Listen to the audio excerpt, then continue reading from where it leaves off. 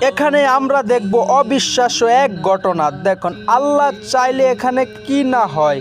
মরুভূমিতে একটি জীবিত গাছও নাই।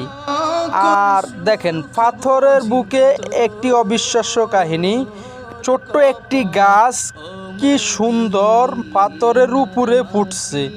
গাছটি কত সুন্দর তরতাজা।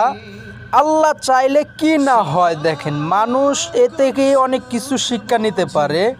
কার রিজিক কোথায় রেখেছে একমাত্র আল্লাহ ভালো জানে।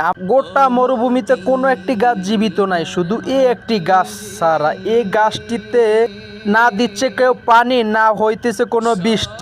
এর থেকে আমাদের শিক্ষা নেওয়া উচিত যে আল্লাহর কোনো নেয়ামত আমরা বলতে পারবো না। আল্লাহ তাআলা সূরা আর রহমানের ভিতরে বলেছেন, তোমাদের কোন কোন জিনিস তোমরা অস্বীকার করবা।